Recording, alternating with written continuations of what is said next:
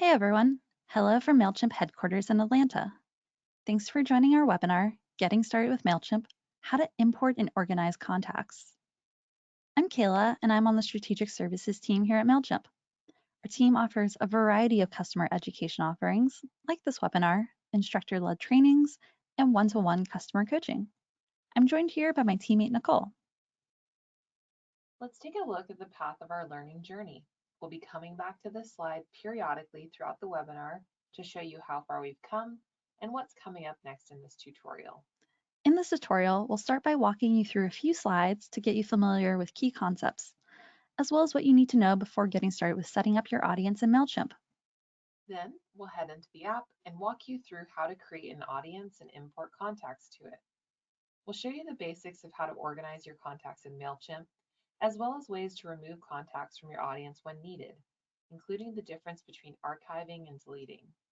We'll wrap up the webinar with an overlook at the audience dashboard where you can look at audience trends and send campaigns based on those insights. If you're in need of technical assistance during or after this webinar, we recommend navigating to our website at mailchimp.com/help. This is where you can find our guides and tutorials, also known as our knowledge base, which is a free help center for all our customers to access. With all of that being said, let's get started.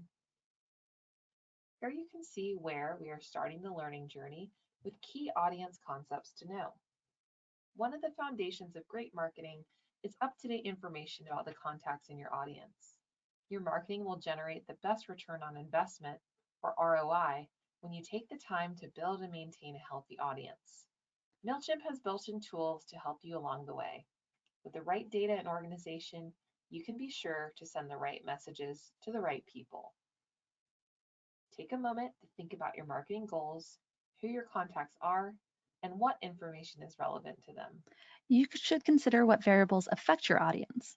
For example, if you have an e-commerce store, do you have seasonal only customers, bargain hunters, or customers who are only interested in certain types of merchandise, services, or events? Or are you an organization that needs to send different content to your donors, your sponsors, members, or other patrons? Or does it matter if your contacts are local, domestic, or international? The more that you can think about what information you need from your audience up front, the easier it will be for you to market to them in the future.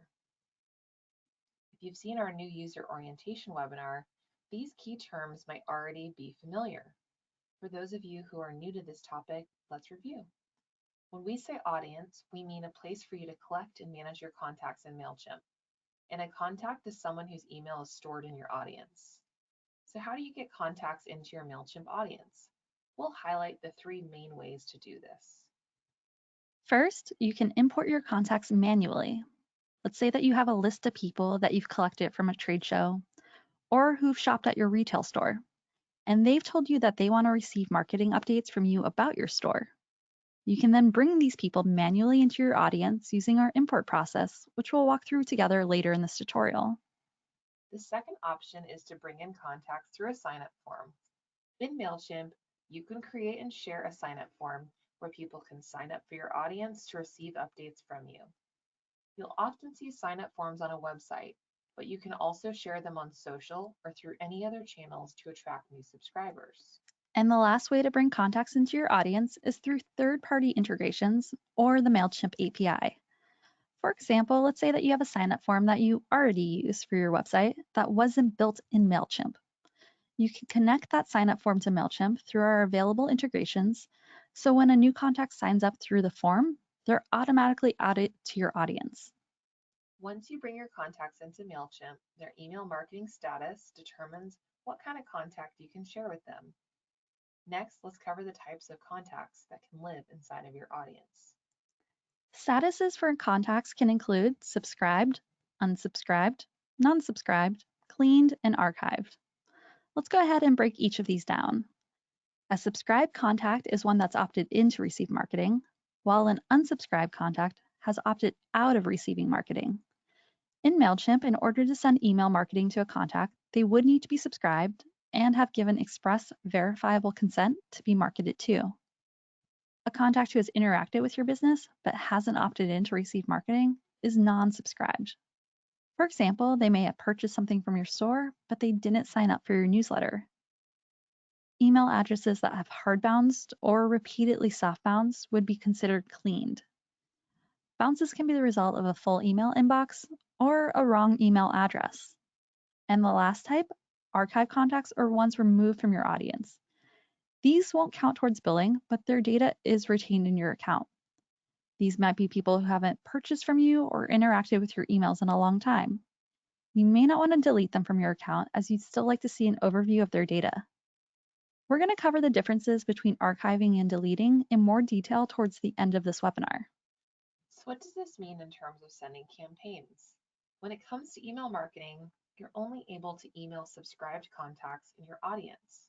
But for other marketing channels like ads or postcards, you're able to reach those contacts who have unsubscribed or non-subscribed within your audience. We've talked through key considerations and types of contacts, so let's head into the app and talk about the process of creating an audience, including some important settings. When you create a new account, Mailchimp will use basic information like the physical store or business address to create your audience for you, so you can start adding contacts to it. As a best practice, we recommend using one master audience, utilizing tags and segments in order to organize contacts. We'll talk more about those organizational tools for your audience a little later on. However, if you need to create additional audiences, we'll walk through some of the basics in that setup process. Just a note, the number of audiences you can store in your account depends on the plan that you're on. For example, our standard plan allows you to create up to 5 audiences. We're going to walk through creating a sample audience today. When you log into your account, you'll be brought straight to this audience dashboard here. Under the current audience dropdown at the far left, we'll click on View Audiences in order to see all of our audiences in one place. As you can see right here, we have 2 audiences currently. We'll then go ahead and click on Create Audience at the top right-hand side of the page. Note that our system will prompt you to use groups and tags to organize one audience as opposed to creating an entirely new audience. But for right now, we'll just go ahead and choose Create Audience. You'll now see a page with a variety of details that we'll need to add in about this new audience. Audience name will be internal to your Mailchimp account, and you'll want to name it something descriptive. So in our case, we'll call this wholesale audience. Next is the default from email address and name. Each time you send a campaign from this audience, we'll pull in the default email address and name you list here. So we're going to add in our default email and our default from name. Then you'll want to remind people how they sign up for your audience. So you'll want this to be a short but descriptive statement, something like you signed up via our website. And below that, you'll also need to add in your store's physical mailing address to be compliant with CAN-SPAM laws. CAN-SPAM is an important federal act that regulates commercial marketing messages. There are a few main requirements to be aware of, including telling email recipients where your business is located, as well as making sure to provide an opt-out link somewhere in your email message. In Mailchimp, we'll make sure that all of your messages are CAN-SPAM compliant. For example, we'll automatically populate an unsubscribe link, as well as your business address in the footer of each email that you send. Next up, you can enable double opt-in right here under Form Settings. We have 2 types of opt-in methods that you can choose from. There's single or there's double opt-in, which you can choose right here based on your preferred sign-up process. Below these opt-in methods is an option to check a box for enabling GDPR fields. If you interact with users that live in the European Union, we'd encourage you to enable this box in order to collect the proper information necessary on these contacts to help you be GDPR compliant. Once we're all done, we'll go ahead and hit Save at the bottom of the page to save this new audience. And with that done, we're now in our new audience. Let's say that you want to change some of these defaults that you set while creating your audience. To do that, you'll just select Settings here from this menu of options, and then click Audience Name and Defaults. There, you can edit the things that we just set, like your from name and email address, as well as the opt-in method for this specific audience. However, we're good to go with the information we just set up. So from this same dropdown under Settings, You'll also see a section for audience fields and merge tags. Let's go ahead and click in. Audience fields are where you keep information on your contacts. They're a lot like cells in a spreadsheet. They store email addresses, names, birthdays, and other info. You can edit those fields here or through our form builder, where you ask new subscribers to input their information when signing up for your audience. That information can be seen in your audience's contact table, which is a list of all of your contacts, and on individuals' contact profile pages. As a quick side note, we also refer to audience fields as merge fields.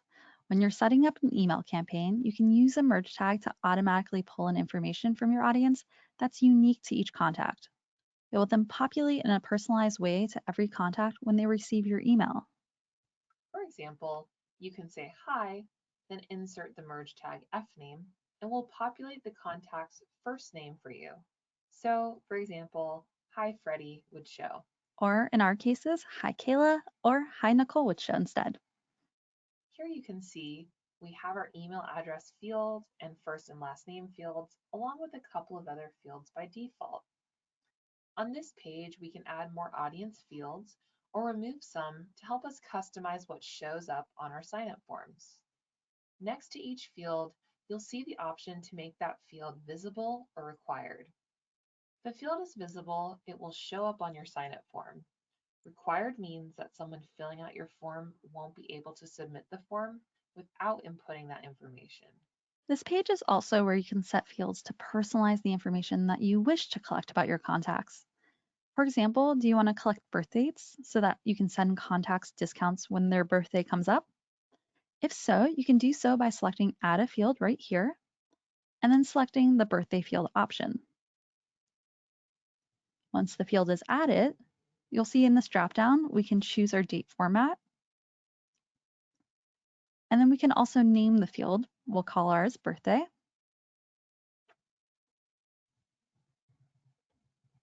And voila, now we can include this on our sign-up forms going forward. Create as many or as few audience fields as you would like to help you collect the information you want about your contacts. So let's revisit our learning journey. Now that we've created an audience, we'll walk through the steps to import contacts you already have into that audience. So let's get back into our account and get going. Here we are back in our Mailchimp account.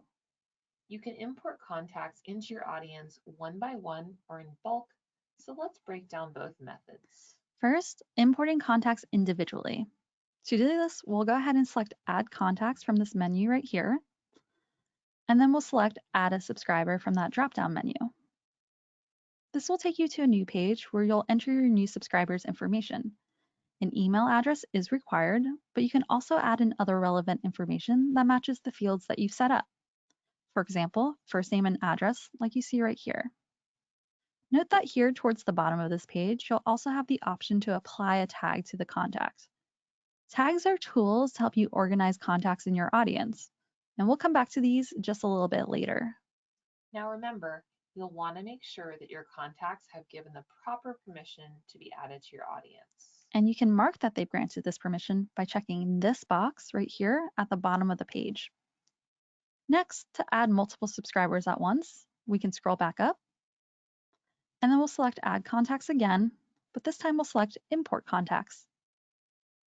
Here you can upload a CSV of contacts, copy and paste from an outside file, or import contacts from one of our integrated service partners. We're going to upload a CSV file, as this is one of the most common methods. A CSV file is a common type of spreadsheet file that you can make with Microsoft Excel, Google Sheets, or Apple Numbers. Now, if you've never set up a CSV file or have some questions about formatting, we have great resources in our knowledge base to help you get more comfortable with the process. You can find them at mailchimp.com/help. Search for import contacts, and here's an article. That article has a video walkthrough as well as a step-by-step guide with screenshots to help you along. The file import process has two parts. So heading back to the app, first you'll prepare your spreadsheet of contacts outside of Mailchimp and then save it as a CSV file. Next, you'll use our import tool to add your contacts to Mailchimp. Once the file is all set, to import, you'll just want to select CSV file right here, and then continue in the bottom right-hand corner. Now let's upload this file. To find it, we'll select Browse, and then we'll choose the right file right there, and Open. Now we can select Continue to Match at the bottom right, which will take us to the next step, where we will match the columns in our import file with those in our selected audience. Mailchimp will automatically match some columns in your import file.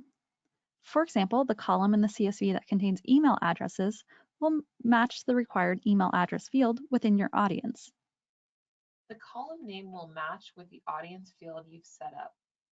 For example, our first name audience field matches with our first name column in the CSV we've uploaded.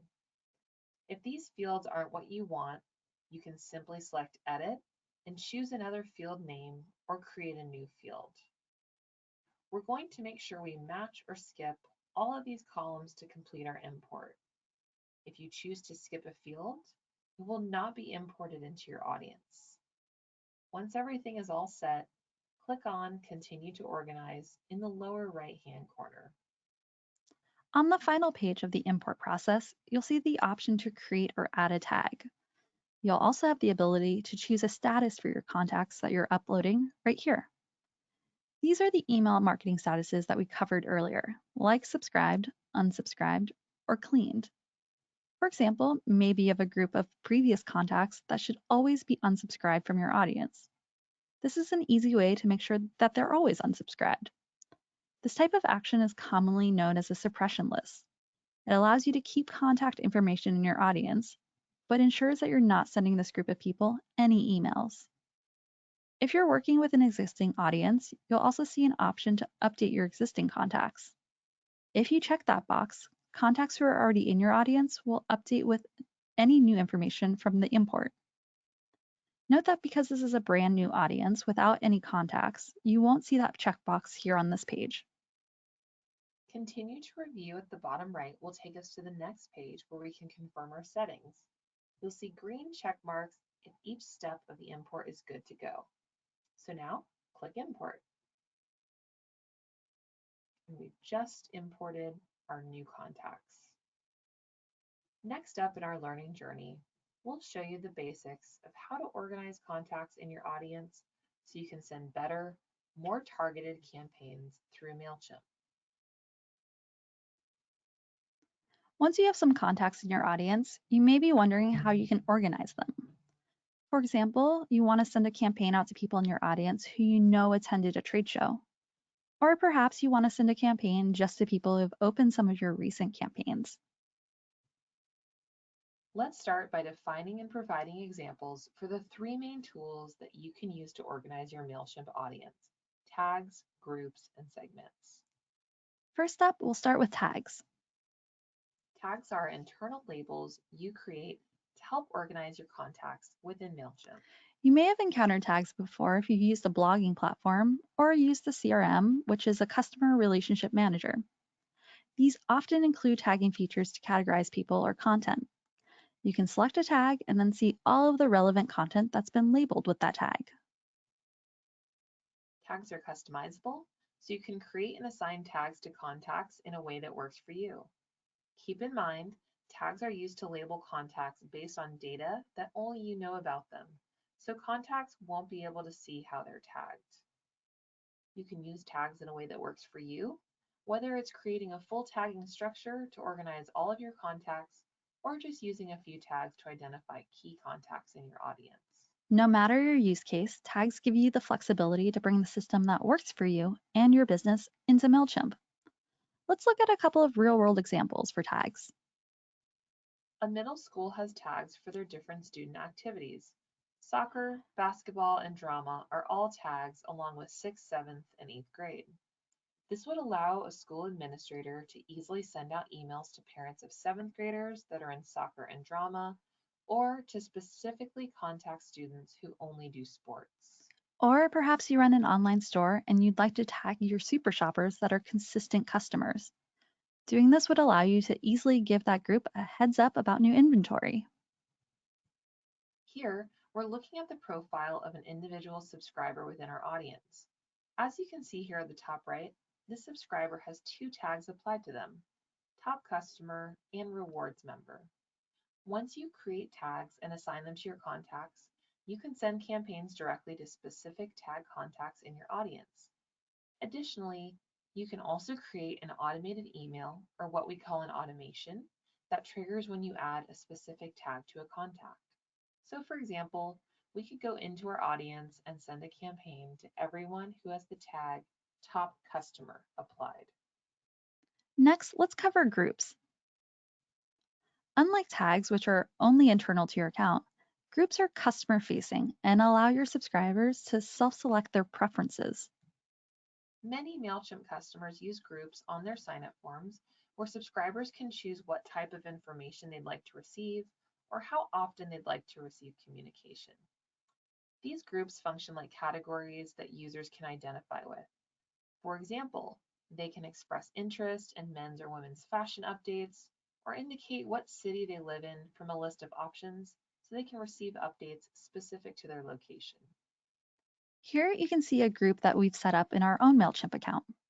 We're looking for our subscribers to tell us their experience level with gardening, from beginner to advanced. Now on the right, you can see how this group would show up on our sign-up form when a new user is subscribing. We're asking for their basic information like email and first name, but they can also tell us their proficiency with gardening while signing up. Before we move on to segments, let's quickly recap the difference between tags and groups. On the left, we have tags. As we've just covered, tags are internal to Mailchimp, and customers will never see their tag.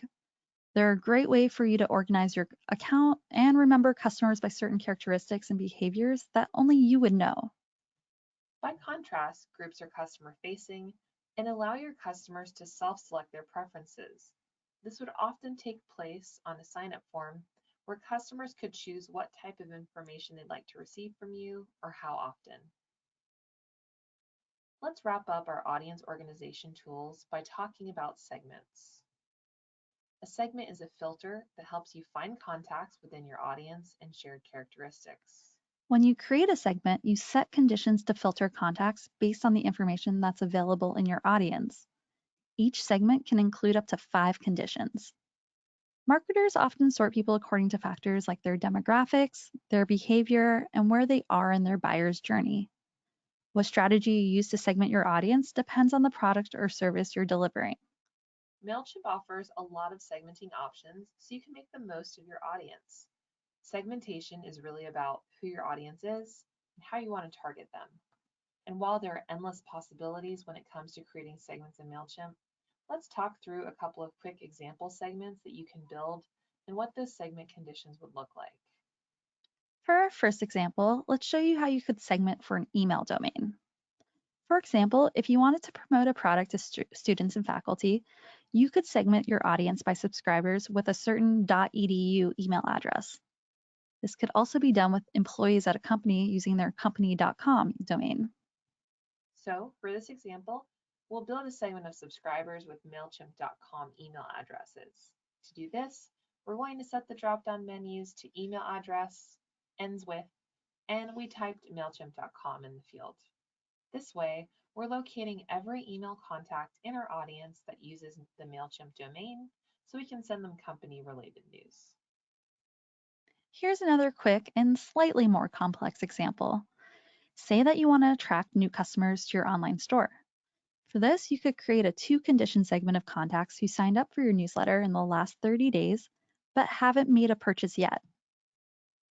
Here you can see we chose the qualifier all because we want our contacts in this segment to meet every single one of the conditions we are setting. We then chose date added is within the past 30 days, and for that second condition, we chose purchase activity has not purchased. After we build the segment, we can then target the segment with a welcome campaign or a special offer. As a note, you can build and save segments to use with emails, postcards, and ad campaigns. If you're working with an email campaign, we'll automatically filter out anyone who isn't subscribed to receive email marketing. Segments can be created in either the campaign builder or the contact table. Save segments in the contact table if you know you want to target the same contacts time after time. Create as many segments as you want and add contacts to multiple segments. Now we'll dive into a few key benefits of segmentation. When a customer feels like a message was written just for them, they're more likely to be receptive to what you have to say. Segmentation makes that kind of personalization possible. Segmented campaigns also consistently perform better than non segmented campaigns. After an internal study, we found that segmented campaigns were opened 15% more and clicked 100% more than non segmented campaigns. For example, let's say you run a clothing boutique with locations in multiple cities. Segmenting your customers by their location and then sending each group a targeted campaign related to offers and events at their individual location will help you get the best results. Someone in Atlanta isn't likely to be interested in new items at your boutique in Nashville.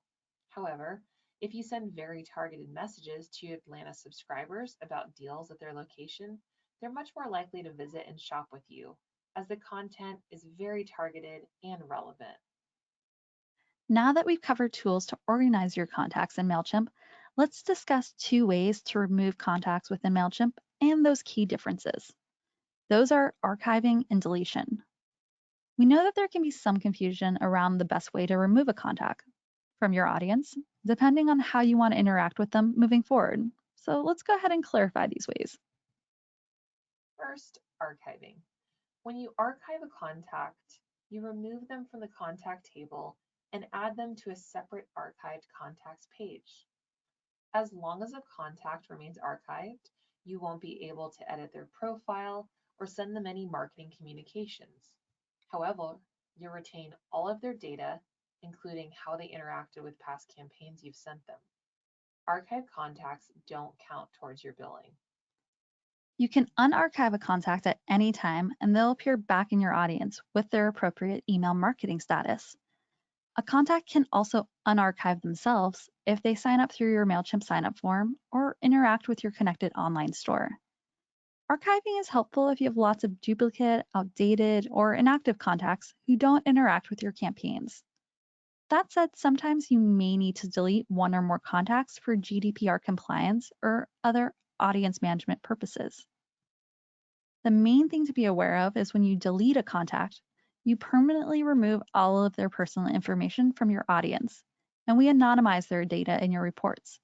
You won't be able to add them back to your audience, but they can still rejoin an audience through a Mailchimp signup form on their own at a later time. In general, we recommend archiving contacts versus deleting them. As we mentioned, neither deleted or archived contacts count towards your billing. However, deleting them acts as a permanent removal of the contact from your account, while archiving allows you to retain their data in your account and makes it easier for someone to rejoin your audience again in the future. Great job, everyone. Now we're headed into the last part of our webinar, where we'll cover the audience dashboard. As we mentioned at the start of our webinar, your Mailchimp audience is much more than a list of email addresses. The data you collect on your audience really helps to define how you can market and speak to your fans. Constantly learning and understanding your audience, including their preferences, engagement, and behaviors, is crucial to sending out better campaigns. So now that we're back in our account, if we click to Audience in our navigation panel up here at the top, we can now see our audience dashboard right here. Let's go ahead, since this is a brand new audience, and pick another one of our audiences. In this case, we're going to select retail customers from this dropdown, as it has most of our contacts in it, so we can get a good overview of the data. Your Mailchimp audience includes this dashboard that highlights valuable details about your contacts. But it isn't just about gaining insight. All of the information on this audience dashboard is also clickable, so you can instantly launch campaigns for specific sets of contacts. Let's go ahead and break down each of these sections. The recent growth section gives you an at-a-glance overview of your audience growth over the last 30 days. It also shows you which of your contact collection methods have helped you grow your audience the most. You'll see how many total new contacts you've added to your audience, as well as a breakdown of that number into subscribed and non-subscribed contacts. We'll also show you in this section where your contacts came from. For example, let's say that you use a few tools to collect contacts, maybe a Facebook sign-up form, a Mailchimp hosted sign-up form, and a Mailchimp landing page. This section will show you which percentage of your new contacts came from each of those sources. The tags section over here on the right will show you a list of the 5 most commonly used tags in the audience, along with the number of contacts that have each of those tags. This highlights how you've organized your audience so that you can quickly identify trends based on those custom categories. Scrolling down, the email marketing engagement section shows 3 segments of your audience based on how they interact with your email campaigns. Subscribe contacts who engage often, sometimes, or rarely. To stay up to date, we recalculate engagement levels as you send email campaigns. In the top location settings section, we'll rank the cities where we detect the most activity from your subscribed contacts. To do this, we use geolocation data to estimate a contact's physical location based on IP address. We collect this information when people subscribe to your emails from your Mailchimp hosted sign-up form or landing page, or when they open your email campaigns. Additionally, new paid accounts with enough data from their connected store will get a high-level estimate of their contact's customer lifetime value and their likelihood to purchase again, all on this audience dashboard. Don't forget that you can click on almost any piece of information on the audience dashboard to instantly take action on it and create a campaign. Just choose the type of campaign you want to create, and we'll open the builder for the campaign you choose with a segment of your audience already populated. All the data that you see on this audience dashboard is also available in our regular segmentation tool, so you can create your own more complex segments that include the information surfaced here. And finally, let's go ahead and talk about stats. If we scroll up and click View Contacts from this page, we'll then select the Stats drop-down menu over here on the left, and then we'll choose Overview. This will show you general audience performance numbers. Each time that you send an email campaign, Mailchimp stores its performance statistics. This stats overview page displays a variety of information, such as audience growth, campaign performance, and top email clients we detect your contacts are using. Additionally, as you send campaigns, you'll see the campaign performance graph here, which shows the open and click percentages for the last 30 campaigns that have been sent. Contact data really is one of the most important tools you have as a marketer. Spotting patterns in your data, keeping tabs on trends, and always knowing who you're talking to, especially as your audience evolves, will all help you to grow your business. We've finished up running through the basics of building your audience. Thanks for following along. Here's a look back at everything we covered one last time. We started with those key concepts to know before we walk through creating an audience from scratch in Mailchimp, and then we imported contacts to that audience. Next, we broke down the organizational tools Mailchimp offers to help you organize your contacts. Those are groups, tags, and segments. We finally wrapped up our session by covering the key differences between archiving and deleting contacts in Mailchimp and discussing the setup of your audience dashboard. With all of that said, thank you so much again for following along. And from here in Atlanta, Nicole and I just want to say, have a great day, y'all.